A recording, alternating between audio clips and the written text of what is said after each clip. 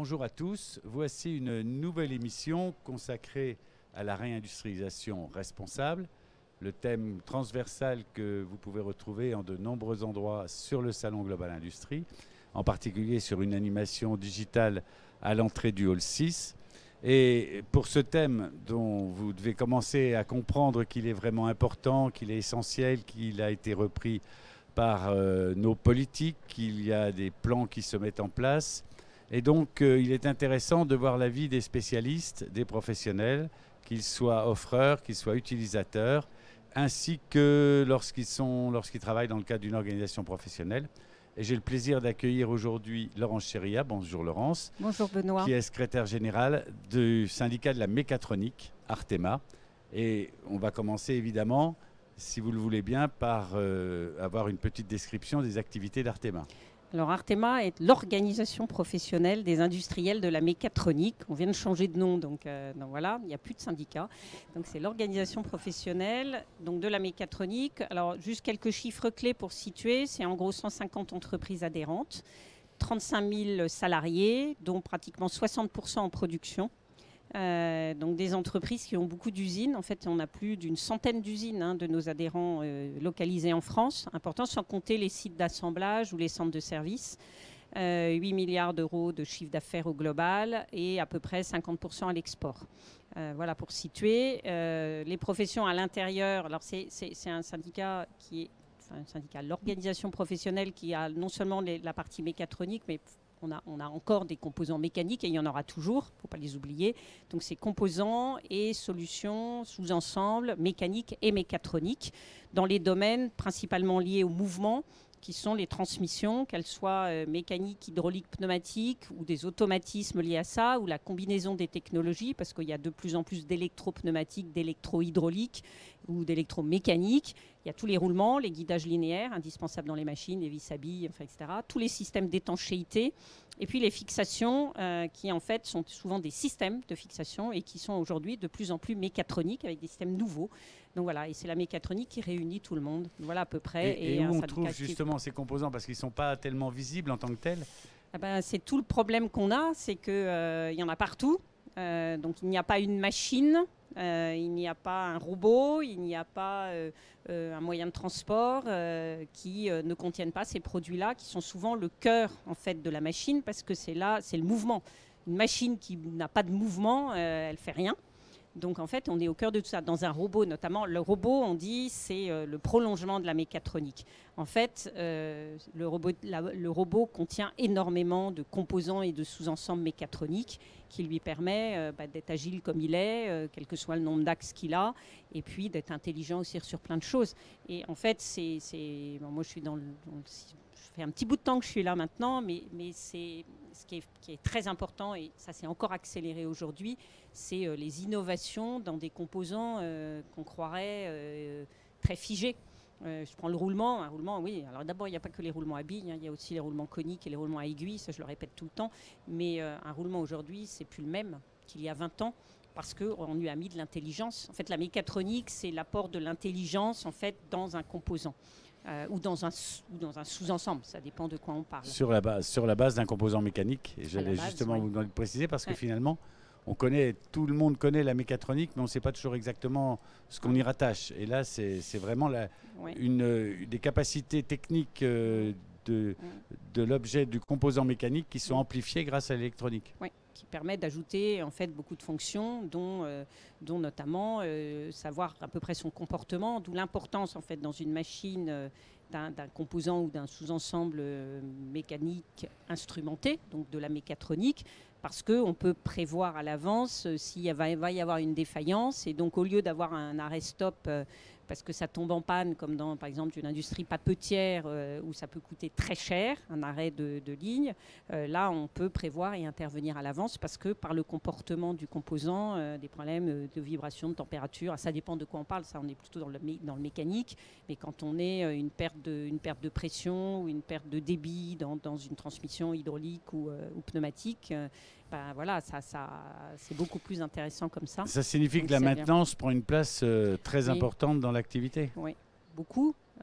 beaucoup. Et en fait, la période qu'on a vécue de Covid, où on ne pouvait plus se déplacer, donc je dis, nous, c'est 50% à l'export. Donc pour certains de nos adhérents, l'export, c'est 80%.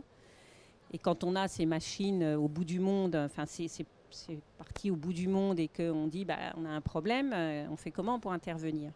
Et en fait, pendant cette période-là, la numérisation s'est énormément accélérée en utilisant tout le numérique pour faire de la maintenance à distance et dépanner le technicien sur place parce que, justement, on sait par les retours d'informations et les datas qu'on récupère en fait sur la maintenance et sur les produits que le problème il vient parce qu'il y a un manque de lubrifiant, parce que, etc. Donc ça, ils arrivent à le détecter, ils sont capables de donner les conseils, alors avec les tablettes, les lunettes connectées, etc., à un technicien à l'autre bout du monde. Ils l'ont fait. Donc ça s'est énormément accéléré aujourd'hui et la maintenance fait partie des choses importantes. Je pense qu'en plus, c'est quelque chose qui va se développer quand on parle on est sur un sujet de réindustrialisation responsable. Aujourd'hui, il faut maintenir, il faut remplacer, il faut réparer. Et donc, plus on arrive à faire durer l'outil de production ou un moyen de transport, un avion ou n'importe, enfin, il y en a partout, plus on est responsable dans ce qu'on offre comme solution au marché. Bien sûr, mais on a eu l'occasion dans le passé d'évoquer la difficulté pour les fabricants de ces composants d'être associés dès le stade de la conception d'un sous-ensemble ou d'un ensemble. Est-ce que ça évolue aujourd'hui dans le temps? Est-ce que les donneurs d'ordre, enfin les constructeurs associent davantage les fabricants de composants? C'est très variable, mais globalement, quand les fabricants de machines, principalement, quel que soit le type de machine, ont vraiment une nouvelle machine avec l'entraînement qui doit être modifié, il y a de l'association pour savoir quelles sont les solutions qu'on peut offrir. En fait, je pense qu'on a souvent opposé l'électrique à la mécanique, c'est un vieux débat. Aujourd'hui, je pense que c'est un peu moins, non pas parce que l'un a remplacé l'autre, c'est pas du tout le cas. C'est qu'en fait, il y a l'hybridation des technologies qui existent et que l'intérêt, c'est de proposer aux constructeurs de machines la solution qui va être la plus appropriée en fait à l'application qu'il aura derrière. Et dans certains cas, ça peut être du tout électrique parce qu'il n'y a pas besoin de puissance ou parce que là où il est, l'électricité est plus simple à utiliser. Enfin, il peut y avoir 36 000 raisons. Par contre, dans certains cas, ça sera plutôt du pneumatique parce qu'on a besoin de précision à tel endroit, parce que voilà, ça peut être la puissance et on mettra de l'hydraulique, mais on peut avoir des mouvements hybrides, donc de l'électro-hydraulique qui va combiner un moteur électrique avec une transmission qui sera elle hydraulique, parce que l'hydraulique garde un avantage important sur la partie puissance transmise avec et faible encombrement. Et c'est ce qu'on dit toujours, parce qu'on entend l'hydraulique va disparaître, le pneumatique va disparaître. Okay, en fait, ce ne sont pas des sources d'énergie. Il y a la génération de l'énergie qui peut être faite par de l'électrique, qui peut être faite par du thermique ou du diesel, enfin, etc. Par contre, la transmission du mouvement, elle peut s'adapter à tout type d'énergie. Et donc ça évolue. Et forcément, alors ça fait évoluer les produits parce qu'il faut passer de l'hydraulique pure basée sur du diesel quand on est en embarqué sur un matériel de TP à un moteur électrique. Et donc les technologies ne sont pas tout à fait les mêmes. Donc il faut arriver à combiner tout ça pour le besoin de l'utilisateur. Mais ça va dans le sens de quelque chose qui est plus vert, entre guillemets, parce que on sait que le diesel, c'est quand même pas idéal. Donc le moteur électrique a ses avantages. Si on prend à l'utilisation et à l'usage, je ne parle pas du reste, mais à l'usage, et combiné à une transmission de puissance qui va donner la puissance nécessaire pour l'application, c'est ce qu'il y a de meilleur pour la planète. Alors on a beaucoup parlé ces derniers jours de réindustrialisation en signalant les outils de la réindustrialisation pour augmenter la performance, pour augmenter la productivité. Mais à vous entendre et à vous écouter parler de toutes ces innovations, la réindustrialisation n'a pas l'air d'être un vrai problème ou un véritable objectif pour vos adhérents? Alors si, parce qu'en fait, plus on aura d'usines localisées en France, si possible, en Europe, plus on aura de business. Enfin, faut pas. Donc, je pense que c'est important. Et l'industrie, en fait, c'est une priorité nationale qu'il faut à défendre de façon très claire, parce que c'est par l'industrie qu'on développe un pays. Ça, on en est convaincu, les industriels le sont, et donc il faut aller dans ce sens-là. Ceci dit, juste pour répondre à votre question, nous, on a beaucoup d'usines. En fait, nos adhérents ont beaucoup d'usines. En France, il y a plus d'une centaine d'usines. Quand on dit que 60% des salariés sont en production, ça veut dire quelque chose, ce qui n'est pas le cas de beaucoup de professions, en tout cas dans la mécanique, il n'y a pas forcément ça. Et en fait, ils ont des usines, ils ont amélioré leurs usines, évidemment, en les automatisant, en les robotisant, en achetant des machines meilleures. Et en fait, ce qu'ils font, c'est qu'ils testent aussi leurs produits, leurs propres produits, sur leurs propres outils. En interne. Donc, en fait, ils savent très bien que, tiens, là, ça marche, ça peut être efficace. Et y compris sur l'efficacité énergétique, où il y a eu énormément de progrès, parce qu'ils ont travaillé sur ces sujets-là dans leurs propres usines. Et donc, c'est tout l'intérêt de cette profession mécatronique qui, en fait, est au milieu dans la chaîne, comme d'autres, hein, mais moi je parle de ce que je connais le mieux, mais qui est au milieu de la chaîne. Donc ils ont des fournisseurs qui sont souvent des fournisseurs locaux, le plus possible. En fait, ils sont quand même très imbriqués dans leur territoire. Il y a beaucoup de petites usines, il y a des grosses, mais il y a plein de petites. Donc en fait, travailler localement avec les fournisseurs qui sont autour de chez eux, c'est primordial pour pouvoir aussi avoir la disponibilité des produits.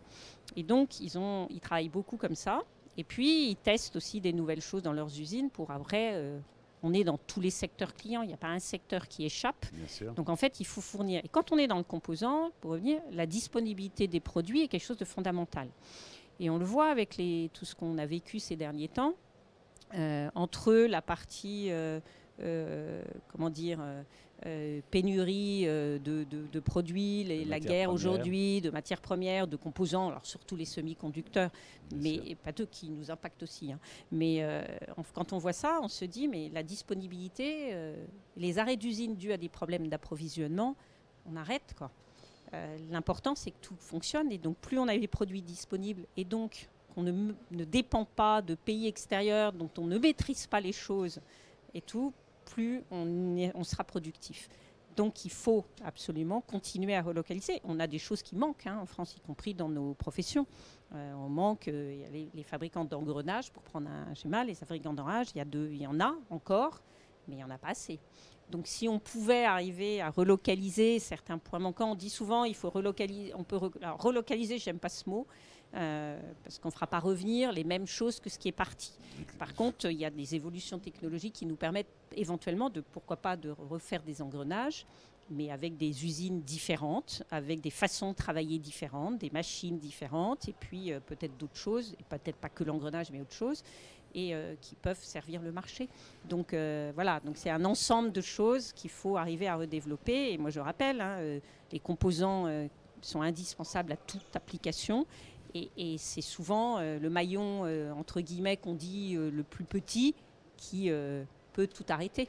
Vous êtes assez confiante sur la capacité de recréer en France une industrie forte ? Je pense qu'il faut, les pouvoirs publics l'ont bien compris, je crois qu'il faut aider. C'est beaucoup d'investissement. Enfin, une entreprise industrielle, c'est capitalistique sur les machines. Donc il faut des machines, donc il faut aider à la réindustrialisation ou à l'extension d'usines existantes qui veulent se développer. Et il y a des projets partout. Nous, on a des adhérents qui ont agrandi leurs usines. On a des constructions d'usines dans les fixations actuellement. Enfin bon, donc ils l'ont toujours fait. Enfin, il faut accompagner le mouvement, ce qui a été très bien fait par le plan de relance.